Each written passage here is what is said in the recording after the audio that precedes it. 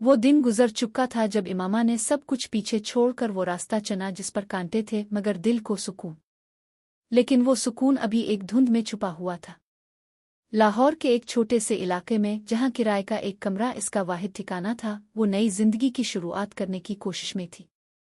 किताबें, खामोशी और तन्हाई, यही अब इसके दिन का हिस्सा थीं। वो अब इमामा नहीं रही थी जो पहले थी।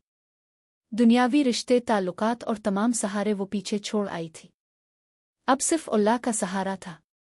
इमामा का दिल अक्सर रात के सन्नाटे में टूट कर बखर जाता। वो यादें जो उसके भाई, माँ बाप और अजीजों से जड़ी थीं, वो इसे चैन से सोने नहीं देती थीं। मगर हर अश्क के बाद एक तसल्ली भी आती थी, ये रास्ता इसने अपने रब की रज़ा के लिए चुना है। यही सोच इसे दोबारा सजदे में ले जाती।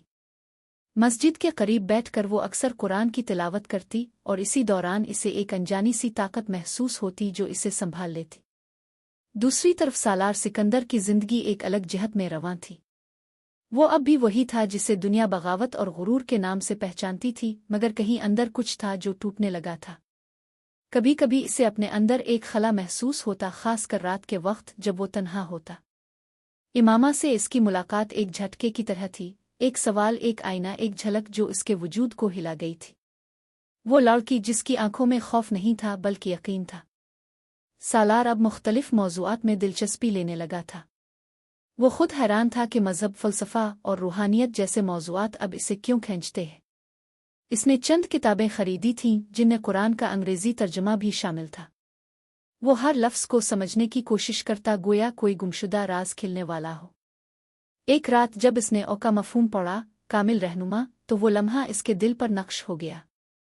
क्या कोई ऐसा रहनुमा वाकई मौजूद हो सकता है? क्या इमामा को वही रहनुमा मिल चुका था?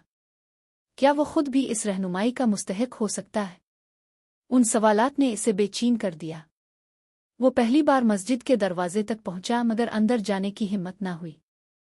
अंदर से आती अजान की आवाज ने इसके दिल को छुआ, लेकिन इसका वजूद जैसे जिम गया हो। उधर इमामा ने अब एक मदरसे से कुरान और हदीस की तालीम लेना शुरू कर दी थी।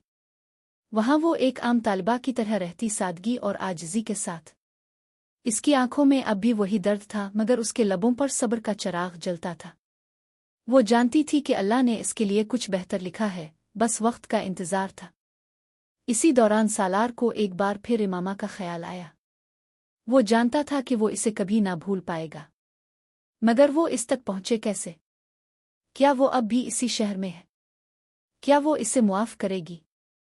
ये सवालात इसे फिर से बेचैन करने लगे। रात की तन्हाई में जब सारी दुनिया सोती है, कुछ दिल ऐसे होते हैं जो तड़पते हैं, जागते हैं और अपने अंदर छुपे राजों से लड़ते हैं। सालार सिकंदर का दिल भी उन्हीं दिलों में शामिल हो चुका था।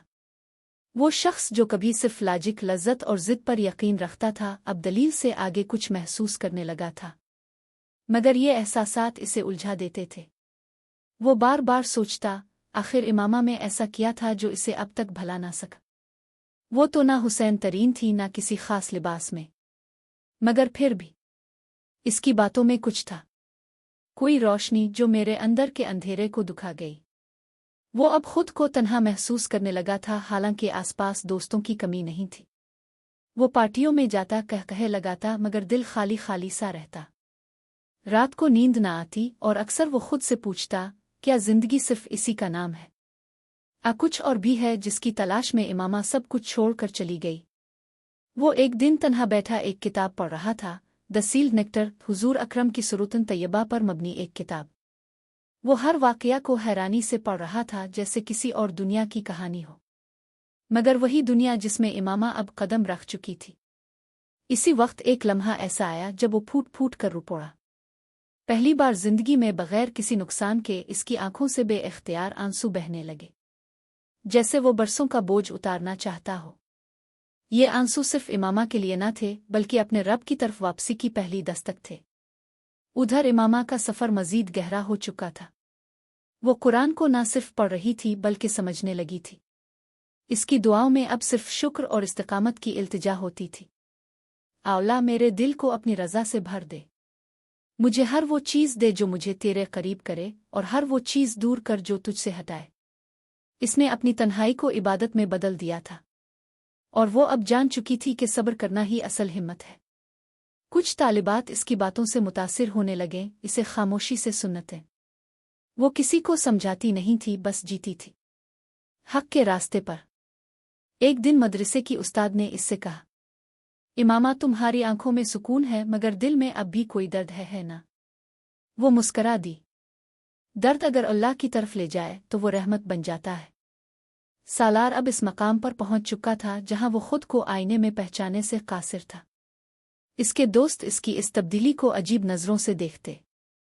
यार ताव ठीक है, ये कौन सी किताबें पढ़ने लग गया है? मस्जिद के पास किया कर रहा था कल, मगर अब वो परवाह नहीं करता था।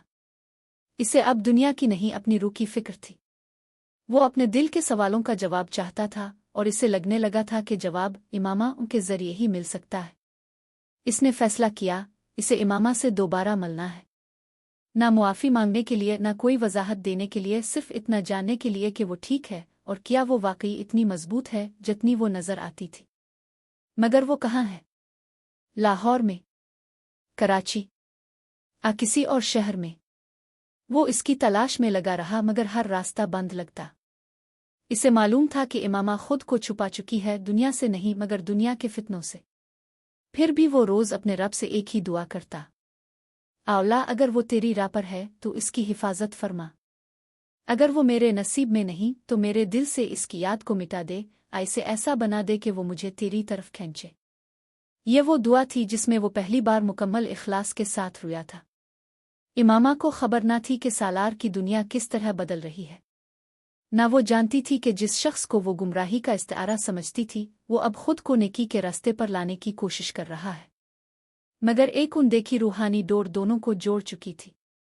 जिंदगी दोनों को अलग अलग रास्तों पर ले जा रही थी, मगर एक दिन, एक मकाम, एक लम्हा ऐसा जरूर आने वाला था जब ये रास्ते दोबारा आपस में टकराएंगे। लेकिन वो लम्हा अभी बाकी था।